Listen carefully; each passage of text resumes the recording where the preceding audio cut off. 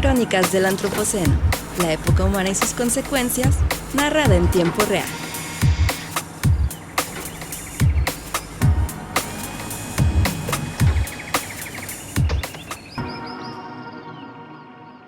Hola, ¿qué tal? Bienvenidos a Crónicas del Antropoceno. Yo soy Víctor González Quintanilla y conmigo Marcos Vinagrillo. Hola, buenos días a todos.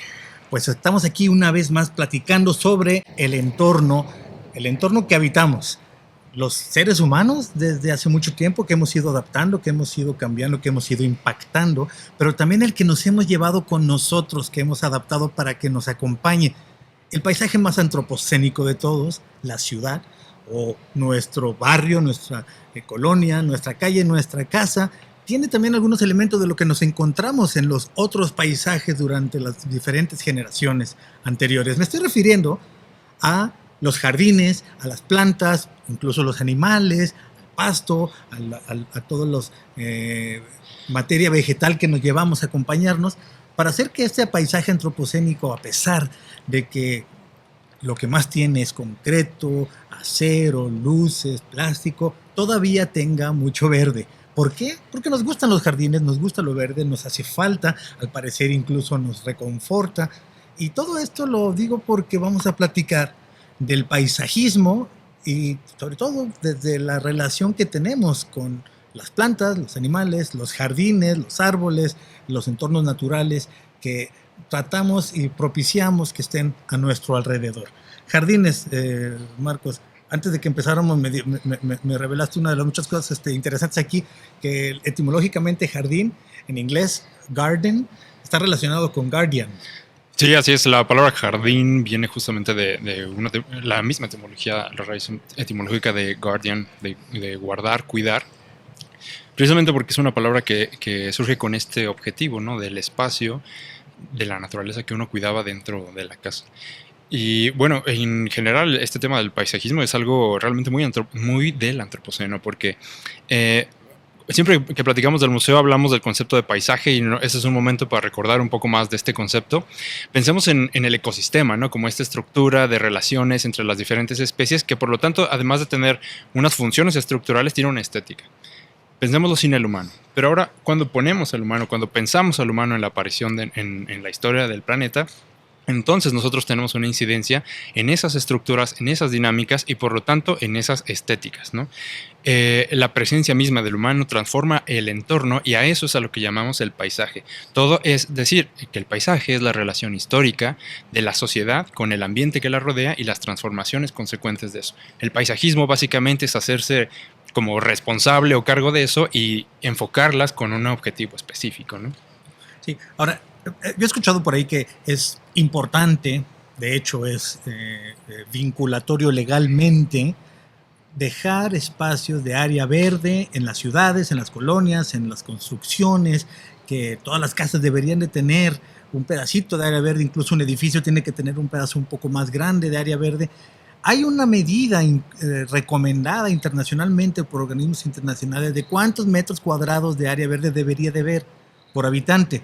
Según entiendo, vivimos todos en déficit con respecto a ello. Y a lo que voy es que no solamente es una función ornamental, no solamente es que se ve bonito, tiene una función que va más allá, que tiene que ver con, bueno, ahora me las platicarán ustedes, Marcos, como biólogo, y nuestro amigo, compañero, colega aquí, que también colabora en el proyecto de Ciencias Ambientales y que hemos invitado hoy a platicar acerca de este tema y de todo lo que tiene que ver con el paisajismo que se está haciendo en el Museo de Ciencias Ambientales. Invitamos a nuestro compañero Héctor Ramírez Magaña. Héctor, muchas gracias por acompañarnos y bienvenidos a Crónicas. Muchas gracias del por la Antropoceno. invitación. No, gracias a ti. Héctor es arquitecto en la Universidad de Guadalajara y máster de paisajismo en la Escuela Técnica Superior de Arquitectura de Barcelona. Es la Universidad Politécnica de Cataluña, ¿verdad? Sí. Okay. Y actualmente desempeña como profesor, docente en proyectos y paisaje en el Centro Unitario de Tonalá, aquí de la Universidad de Guadalajara, y está trabajando los proyectos es jefe del proyecto de paisajismo y sustentabilidad del Museo de Ciencias Ambientales. Entonces, si tú sigues este podcast, sabrás que los que lo hacemos, los cronistas del Antropoceno, somos todos compañeros que estamos dentro del proyecto que diseña y construye el Museo de Ciencias Ambientales en Guadalajara. La Universidad de Guadalajara está echando adelante este proyecto de hace más de 10 años. Llevamos 6 años y medio en la construcción del edificio. Ahorita no me dejará mentir el arquitecto aquí, Héctor, tendrá un poquito más de datos. El edificio está bastante avanzado, más de 85%, y algunas de las características que va a tener este edificio, ya no vamos a hablar de ladrillos solamente, sino será de sus sistemas vivos. Y Marcos Viena-Grillo será encargado dentro del museo de estos sistemas vivos con la experiencia que tiene en otros espacios. Así que pues, yo quisiera entrar prácticamente como entrevistándolos a los dos y el cruce que tienen que ver sus dos áreas de competencia. ¿Qué es el paisajismo y qué posibilidades dentro de qué límites tiene para un biólogo y para un arquitecto? A ver, empecemos por la biología. Bueno, como comentaba, para mí el paisajismo tiene que ver justamente con hacerse responsable de esta intervención que hacemos de manera indirecta en los ecosistemas, pero ahora, como digo, de una manera un poco más consciente. En un principio el paisajismo está más relacionado quizá desde el momento en que se empieza la agricultura, ¿no? En que empezamos a transformar el espacio físico y definiendo qué plantas, qué animales permitimos o no estar en el espacio. Cuando quitamos árboles para que crezcan los campos, ya estamos transformando el paisaje. Entonces el paisajismo tiene implicaciones biológicas en la estructura y en la estética de lo que esto representa. También el paisajismo nace ligado justamente a la parte cosmogónica, esto que decimos de ornato. El ornato en realidad tiene una raíz simbólica muy fuerte en las decisiones que tomamos, ¿no? Nosotros definimos cómo queremos que sea nuestro cuarto, pues lo mismo cuando definimos cómo queremos que sea nuestra casa, nuestros jardines, etcétera, ¿no? Muchos de los jardines, de los jardines más antiguos de Europa, pues prácticamente son una recreación del jardín del Edén, con la fuente al centro y los 4 puntos cardinales. Justamente recrean la visión cosmogónica religiosa de lo que era el orden divino, ¿no? Entonces, y los jardines van evolucionando y se van adaptando en cada tipo de cultura, pero precisamente son una intervención una decisión activa sobre qué especies y en qué forma habitan el entorno que nos rodea. Sí, especies de animales, de plantas, sobre todo plantas en este caso, ¿no? Pero también, sobre todo plantas, pero los animales están siempre ligados a las plantas. Por ejemplo, lo decíamos, ¿no? Las mariposas se van a una planta específica que es su planta hospedera. Ajá. Si esa planta la quitamos, desaparece la mariposa. Entonces, definir una planta trae en consecuencia a los animales que están relacionados con ella. Y bueno, todo esto relacionado con... Es que el museo que estamos construyendo tendrá, como muchos museos, exhibiciones, exposiciones, salas, espacios con museografía, pero también tendrá jardines, muchos espacios vivos, va a tener estos sistemas vivos, naturaleza acomodada, con decisiones tomadas con respecto a qué queremos que cuente, cómo queremos que te sientas cuando pases por esos espacios. Tiene que ver con eso. Y ahora platícame tú, Héctor, dentro del ámbito de la arquitectura, ¿qué es el paisajismo para un arquitecto? ¿Cuáles son sus potenciales y dentro de qué limitaciones se busca lograr lo que se puede lograr? Pues mira, yo coincido con Marcos en el tema de que el paisaje surge propiamente con la invención de la agricultura, este proceso en el que el hombre deja de ser nómada para convertirse en sedentario y comienza a modificar todo su entorno. Y entonces podemos hablar de que no solamente es el paisaje natural, sino también el paisaje urbano, porque a partir de ese momento es como surgen las ciudades. El proceso de formación de las ciudades tiene que ver con la modificación del entorno en beneficio de las actividades que desarrollan las personas, que ha traído como consecuencia pues todo este problema de acabar con los recursos y que ahora hay una mayor preocupación porque el paisaje que está integrado dentro de la ciudad vaya tanto en beneficio de las personas, pero también en generar sistemas ecológicos que permitan que haya mayor biodiversidad dentro de nuestras ciudades. Ahí está el cruce, entonces, la confluencia entre como lo ve un biólogo y como lo ve un arquitecto, que les quiero invitar a que ahora lo respondan, me ayudan a entenderlo juntos. Entonces, ¿cómo se combinan en un proyecto como el que estamos construyendo aquí en el Museo de Ciencias Ambientales, que además tiene el reto y la obligación de dar un mensaje que tiene que ver con la sostenibilidad? ¿Cómo esto entonces también se combina? ¿Qué se escoge? ¿Cómo se acomoda? ¿Cuál es el objetivo? ¿Cuáles son las miras altas que se han puesto en este proyecto? Pues mira, todos los paisajes que nosotros analizamos, o digamos la manera como los humanos podemos analizar un paisaje es a través de definirlo, es decir, esta es la costa, esta es la montaña, los ríos, el altiplano, que son justamente los paisajes de los que va a hablar el Museo de Ciencias Ambientales, además de la ciudad y el campo. Sin embargo, estos paisajes, esta separación, pues es una ilusión. Todos los paisajes están conectados, son sistemas donde la materia, la energía, la comunicación fluyen entre ellos, ¿no? Es decir, lo que pasa en la ciudad afecta en la ciudad de Guadalajara, afecta a la Barranca, afecta al Bosque de la Primavera, y lo que pasa en esos paisajes afecta a la ciudad de Guadalajara, ¿no? Entonces, desde la biología, digamos, aporta esta visión sistémica, interrelacionada, de comprender a la ciudad como un ecosistema, de alguna manera, como un paisaje en donde fluyen todas estas relaciones, y lo que nosotros plantamos en la ciudad afecta lo que está afuera, ¿no? Si traemos plantas invasoras a la ciudad, pues se pueden diseminar a los ecosistemas que la rodean. Si traemos plantas nativas, pues pueden fortalecer las dinámicas de los animales, como decíamos, de lo que nos rodea. Entonces, desde la biología es entender la ciudad como un sistema en relación con los sistemas que la rodean, que tiene sus propias características, pero que está conectado. Sí, y ya hemos tenido algunos episodios anteriormente, de hecho los hicimos tú y yo juntos, Marcos, con respecto a, por ejemplo, qué aprendemos de la naturaleza para nuestros diseños y para vivir más cómodos gracias a cosas que aprendimos de la naturaleza, porque somos también parte de la naturaleza. Hemos hablado también de especies invasoras en algún otro momento, que algunas llegaron primero como ornato, algunas incluso se quedaron y están aquí en cualquier ciudad. Pero platícame ahora tú, Héctor, por favor, ¿cuál es entonces el reto para poderlo lograr? Es decir, me imagino que para los arquitectos y para los ingenieros, pues no debe ser fácil cuando llega un biólogo y te dice: aquí quiero poner un árbol, acá quiero que fluya agua, de este lado vamos a poner más plantitas y está en el segundo piso. ¿Cuáles son los retos? Y de una vez platícanos un poquito cuáles son los estándares, porque este museo está buscando estándares internacionales de sustentabilidad, que según entiendo son certificaciones estrictas, pero sí, que ha sido una meta que se ha puesto, la mira alta, para lograrlo también.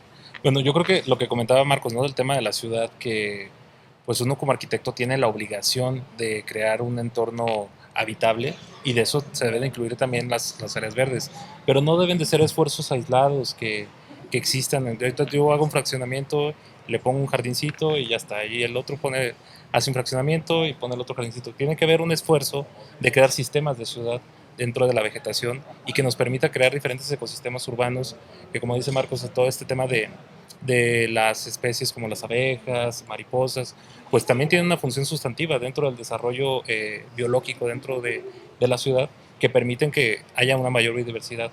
Ahora, también nosotros dentro de la ciudad pues buscamos tener estas plantas que son bonitas, y todo el mundo quiere tener muchísimas jacarandas en las ciudades porque se pintan de color morado en primavera, pero pues es una especie que no es de aquí, entonces al menos de Guadalajara, es una especie que es de Sudamérica, y que el hecho de traerla a esta ciudad pues conlleva que también va a ir en demérito de las plantas nativas. Entonces también, si somos un poquito más conscientes de utilizar plantas nativas o endémicas, son plantas que necesitan un menor consumo de agua, un menor mantenimiento, porque son plantas que siempre han estado aquí. Y eso, en ese sentido, pues es algo que hemos enfocado en el tema del museo. Como tú bien lo comentas, el museo está buscando la certificación LEED, que, para quien no lo conozca, la certificación LEED te la da el Green Building Council, que es una institución en Estados Unidos que certifica a todos los edificios en el mundo que tienen ciertas categorías de sustentabilidad, que tiene que ver con el manejo de la obra, con las estrategias de construcción que vayan a reducir la huella de carbono durante los procesos constructivos, y también en las estrategias de eficiencia energética y de manejo del agua. Entonces, esta certificación que te mide cómo estás haciéndolo en procesos constructivos y también una vez que esté operando el edificio. Sí. Y se mantiene entonces esta sí, certificación. La idea en general de los edificios que están certificados con LEED es porque durante el proceso de construcción generaron procesos limpios. Esto quiere decir que la huella de carbono se redujo por el tema de utilizar, por ejemplo, menos cemento, que las maderas sean certificadas, que no sean de un aserradero ilegal, que haya una proximidad de los materiales que se están utilizando. ¿Eso qué significa, por ejemplo, en términos claros aquí, digamos, en esta construcción? Por ejemplo, el tema de las maderas certificadas, que quiere decir que las maderas que se pongan en el museo, tienen que estar certificadas que vienen de un aserradero legal, Ajá. que no es un espacio que está depredando el ecosistema, porque hay partes del país en las que Claro, hay claro. muchos Y aserraderos si viene de una ilegales. producción que está Controlada. planeada, controlada, incluso sostenible, pues, se está premiando también a esa práctica. Y lo de la proximidad de que incluso de los materiales, De los materiales, ladrillos tiene que vienen ser de un cerca. radio de alrededor de 800 kilómetros. Ajá.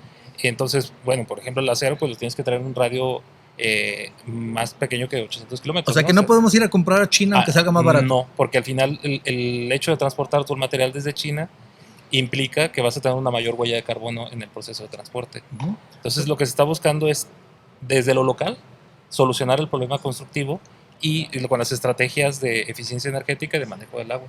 Bueno, así es como vamos a hacer que funcione, digamos. Esa es la estructura que lo va a sostener. Y Marcos nos explicaba cuáles son los paisajes y cómo se interconectan, porque no sé si lo hemos mencionado y seguramente no lo suficiente. La apuesta de este museo es mostrar cómo, aunque vivimos en ciudades la mayoría, dependemos desde la ciudad de los paisajes, de los entornos que la sustentan. La ciudad siendo uno de estos paisajes, ¿no? Pero la interrelación que tiene con todos los paisajes alrededor, tanto los paisajes, digamos, en los que nosotros hemos intervenido, prácticamente en todos hemos intervenido, pero los que están más intervenidos, como el paisaje rural, en donde crecemos nuestro alimento, como la montaña, como el mar, que ya la intervención humana existe presente, pero bueno, la transformación ha sido presente, pero no tanto como la de la ciudad, que es totalmente antropocénico. Entonces, esa es la estructura, esa es la idea. ¿Y cuál es la proyección? ¿Qué se puede lograr? ¿Cuál es el valor que tendría en términos simbólicos, en términos estéticos, el uso prácticamente a estado del arte de cómo vas a integrar los sistemas vivos a una narrativa museográfica? Bueno, aquí ocurren varias cosas. El museo es un medio de comunicación. La intención es, a través del concepto del paisaje, hacer evidente estas bellezas de las maravillosas confluencias del occidente, que no siempre están tan evidentes, ¿no? Lo que platicábamos en otros podcasts, tendemos a pensar en los bosques, pero en los bosques siberianos. Tendemos a pensar en los paisajes áridos, pero del desierto del Sahara. Y aquí también hay otro tipo de paisajes que vale la pena reconocer y sobre todo eso, conocerlos. Algunos ni siquiera tenemos idea de cómo son.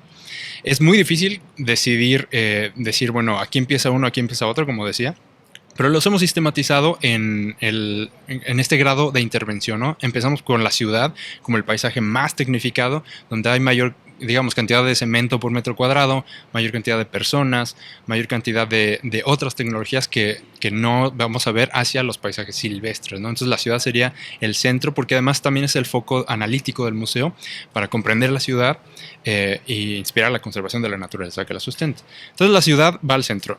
¿Qué sigue de la ciudad en términos reales? ¿Qué pasa cuando sales de la ciudad? Pues te topas con el campo, con esa dinámica que está súper naturalizada, pero que a la vez es una naturaleza muy controlada, donde decidimos mucho qué especies están ahí, que son precisamente aquellas que aportan principalmente a la alimentación y a otras industrias, ¿no? Entonces el siguiente paisaje es el campo. Nosotros vamos a tener algunos jardines que representan el campo, que tenemos, por ejemplo, las terrazas prehispánicas, tenemos un jardín de mariposas que se trata justamente de esta fase después de que un cultivo descansa y crece toda la hierba, entonces se llenan de insectos. Ese es el jardín mariposa. Está el jardín del cultivo tequilero, que es un paisaje, o el paisaje gavero, que es un paisaje muy característico de Jalisco particularmente. Luego del campo sigue, digamos, los paisajes silvestres, y estos los hemos definido un poco más de acuerdo a la topografía, ¿no? Entonces tenemos en la cúspide las montañas. Entonces las montañas y sus bosques tendrán todo un set de jardines dedicados al bosque de tequila, por ejemplo, donde abunda la obsidiana, donde están estos pinos y encinos. Están los bosques mesófilos de montaña. Tenemos toda una exhibición que es el Arboretum, el cual es prácticamente un bosque nebuloso que sale de la galería de la montaña y que se desborda, ¿no?, hacia el cañón del museo. Hay un cafetal también que justo habla precisamente de esta interrelación entre lo que se produce en los bosques y las montañas.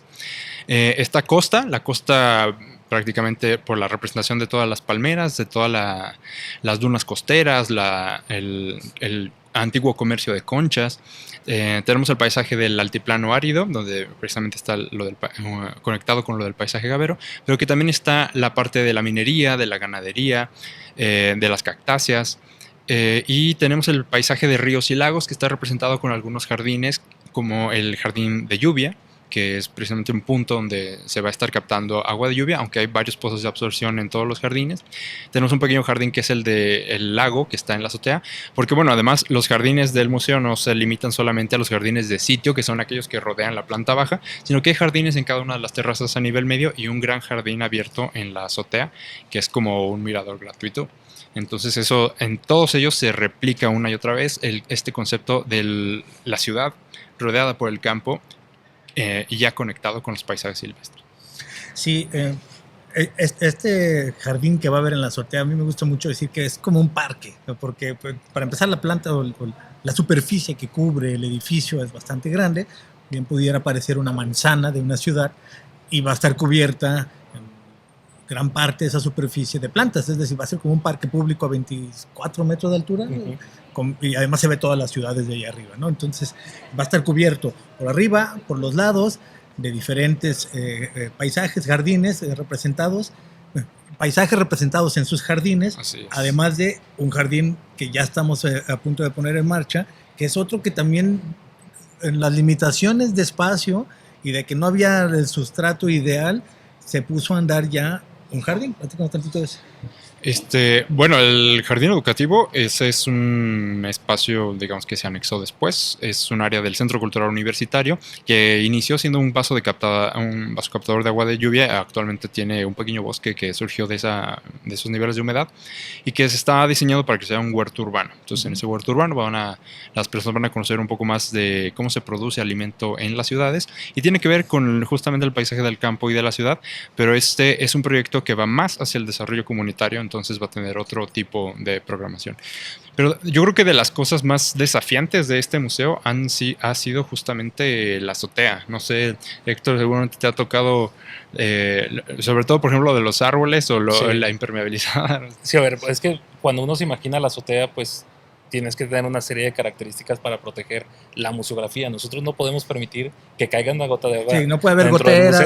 Entonces, ha habido una serie de estrategias de impermeabilizar totalmente la azotea, crear diferentes sistemas de drenaje, y el tema de los árboles, ¿no? Vamos a tener alrededor de 7 o 8 árboles que buscamos que crezcan a 6, 7 metros de altura aproximadamente. Y que aparte no están, digamos, al piso, al suelo. No, porque al final el problema es que tener un árbol de esa altura en un terreno que no es natural, pues tenemos que hacer una estrategia de crear taludes y crear una estructura que soporte el árbol propiamente. O sea, no son una pequeña maceta. Estamos inventando nosotros una especie de contenedor que va a sostener el árbol y que va a permitir que crezcan las raíces, y que en función de cómo vaya creciendo, pues se enraíce y ya se vaya agarrando de la estructura. Y que no haya goteras aún cuando llueve y agarre más agua. Y con las lluvias que existen aquí en Guadalajara, pues es un mayor reto, ¿no? Todo el proceso de lluvia.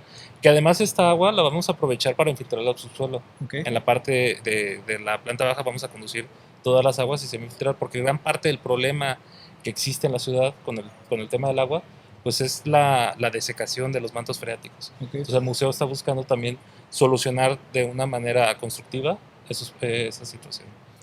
Y además no estamos hablando de una losa horizontal, o sea, esto es un caminamiento con subidas, bajadas, curvas, y eso le da una dinámica muy interesante. La misma forma del edificio. La forma del edificio, pues... Tiene formas caprichosas, llamémosle. Que al final el edificio tiene esas pendientes que nos va a permitir también que funcione como una galería de la ciudad. Entonces, es un edificio que no es alto, tiene 25 metros de altura en la parte más alta, pero por la ubicación en la que está, yo creo que es una de las vistas más privilegiadas de todo Guadalajara, porque al final tú puedes ver toda la ciudad, el bosque de la primavera, la barranca de Huentitán, y es este proceso también que nosotros hemos buscado de democratizar el paisaje.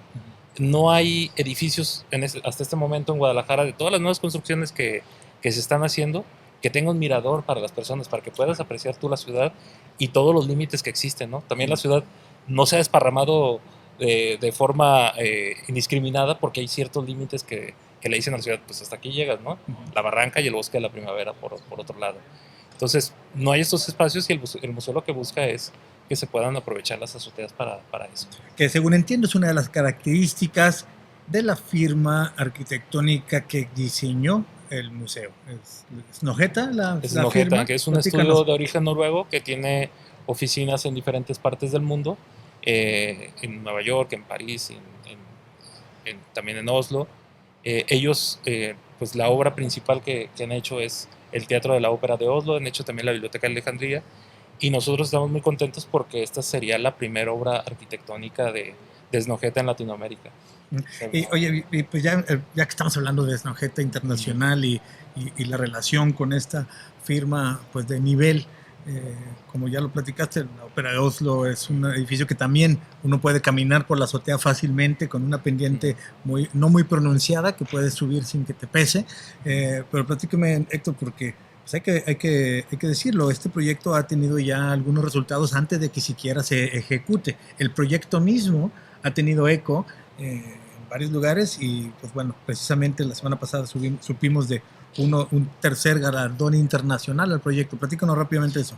Bueno, el proyecto de paisaje y en general del museo como tal ha tenido 3 premios este año con el tema de paisaje, y el último que hemos recibido es el del New York Design Awards, que tiene que ver con los procesos de sustentabilidad del museo, no solamente el tema del paisaje, sino cómo el paisaje incide en los objetivos de desarrollo sostenible de la ONU. Entonces se hizo una evaluación de qué objetivos son los que se están cumpliendo con el museo, y por eso salimos con una evaluación bastante favorable para poder conseguir este reconocimiento. Sí, la semana pasada veo que es la medalla de plata en la categoría de diseño ambiental, que esto es uno de los premios internacionales más importantes, Better Future, de New York Design Awards 2023.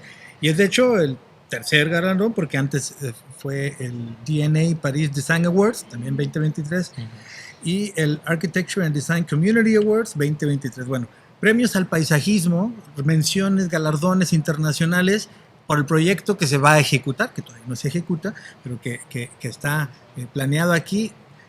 ¿Hecho por quién? Por Snøhetta, pero también un equipo de trabajo acá en México. Bueno, Snøhetta tiene la dirección arquitectónica del proyecto del museo. Hay una dirección arquitectónica de obra que va por parte del estudio de JSA, que es Javier Sánchez Arquitectos. Y el proyecto ejecutivo del paisaje hemos estado trabajando con Metroarquitectura de aquí de Guadalajara para poder desarrollar la propuesta de paisaje. En este proceso, que ha sido un poco largo del museo, también han participado 2 estudios como SAP de aquí de Guadalajara, y bueno, también estas colaboraciones de museografía que ustedes ya seguramente han dicho en el podcast, ¿no? Sí, porque bueno, el equipo que trabajamos, que estamos dentro de este podcast, somos parte del equipo de museografía que desarrolla contenidos, pero Marcos precisamente del equipo específicamente dirige específicamente sistemas vivos, y pues te invito, Marcos, que nos expliques un poco tu intervención en esto para llevar esto ya, este podcast, este tema hacia un cierre con respecto a para qué se hace esto, cuál es el valor social que va a imprimir este proyecto que se busca y cuál es el valor social del paisajismo en general. Bueno, independientemente de que nosotros desde la museografía tenemos un planteamiento conceptual y esperamos apoyar, ¿no?, hacer visibles esto que decía, ¿no?, de la diversidad, de las maravillas del occidente.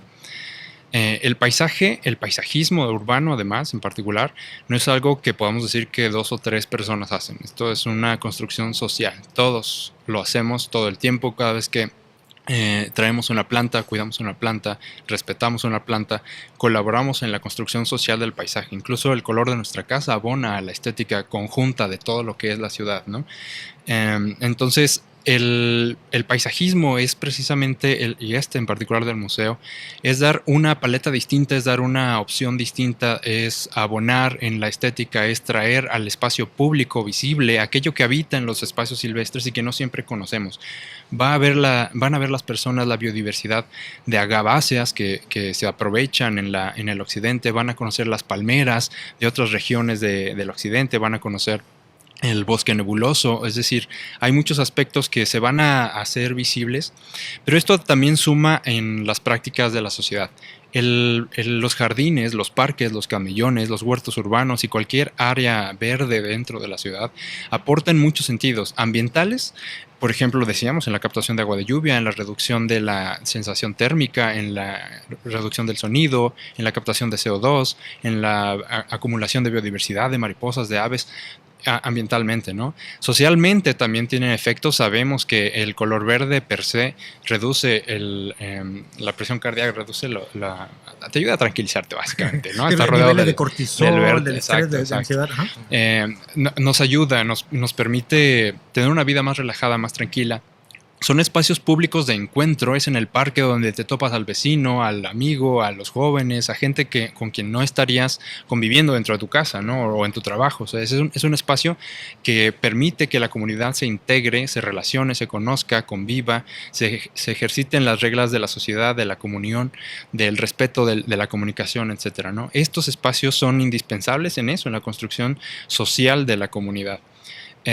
También permiten la expresión. Hay jardines, incluyendo el jardín educativo, donde las personas van a poder hacer cosas, proponer cosas, realizar actividades artísticas o culturales o encontrarse con amigos, etcétera, ¿no? Es decir, los jardines no son solamente lo que decíamos, ¿no? Esta parte estética de ornato. No son solamente la ventaja ambiental, sino que son parte de la construcción social de las ciudades que queremos a futuro.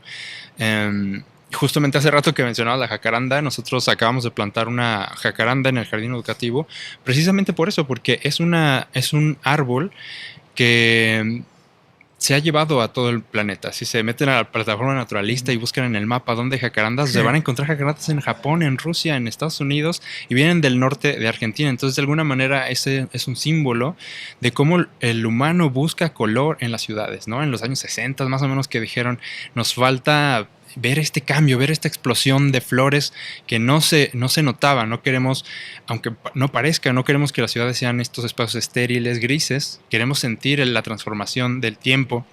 Y esto lo hace el arbolado, por ejemplo, el tema de la jacaranda.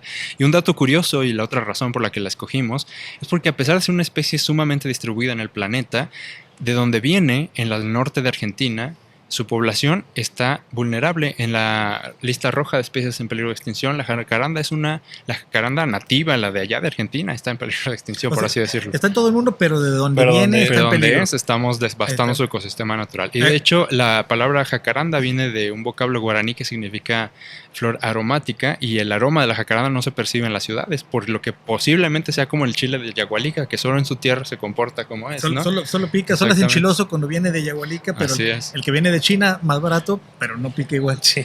Y además esta jacaranda fue un simbolismo especial por la visita de Michelle Bachelet, que fue la comisionada de Naciones Unidas para Igualdad de Género. Entonces, es sudamericana también ella. Entonces, bueno, así es. Esto tiene que ver con identidad, tiene que ver con símbolos, tiene que ver con construcción de comunidad. Yo creo que esto de estos paraísos artificiales que propuse ponerle así de título a este episodio, porque son paraísos. Los paraísos nos los imaginamos, y artificiales porque los estamos construyendo. Son partes de pedacitos de esa imaginación que queremos conjuntamente, compartido, en cooperación, plasmar. Y en el Museo de Ciencias Ambientales hay una cooperación muy grande entre personas, entre profesionales, entre instituciones, entre firmas, entre países que se están confluyendo en este proyecto que estamos construyendo aquí. Así que si nos estás viendo a través de YouTube, por ahí pusimos algunas imágenes. Si no, búscanos en Museo de Ciencias Ambientales, así pegadito todo, .org.mx. Ahí puedes ver el paisajismo, ahí puedes ver los diferentes renders de cómo va a estar distribuido, cómo van a estar distribuidos los jardines que platicaba Marcos. Vamos a poner algunas imágenes durante el episodio en YouTube. Y pues bueno, yo creo que ahí le dejamos, compañeros. Sí. Muchas gracias, Héctor, que nos viniste a acompañar. Héctor es parte del equipo del museo, así que más adelante, si necesitamos otra cosa de arquitectura, ya sabemos, vamos a traer al arquitecto Héctor. Héctor Ramírez Magaña, muchas gracias por acompañarnos en Crónica. Gracias a ustedes por la invitación, encantado. Gracias, Marcos, y pues sobre todo gracias a ustedes que nos escuchan, que nos ven, que nos siguen a través de las plataformas de podcast, a través de YouTube. y en las redes sociales del museo. Síganos en Museo de Ciencias Ambientales, en todas las redes sociales convencionales. Ya siempre digo todas, pero no. Las convencionales, las que más usamos, porque hay muchas otras que yo ni conozco. Si te gusta lo que hacemos, compárteselo a alguien. Probablemente alguien más quiera escuchar lo que estamos haciendo y sobre todo te invitamos a que sigas atento a la próxima de estas Crónicas del Antropoceno. Esto fue Crónicas del Antropoceno, una producción del Museo de Ciencias Ambientales de la Universidad de Guadalajara. Gracias por escuchar.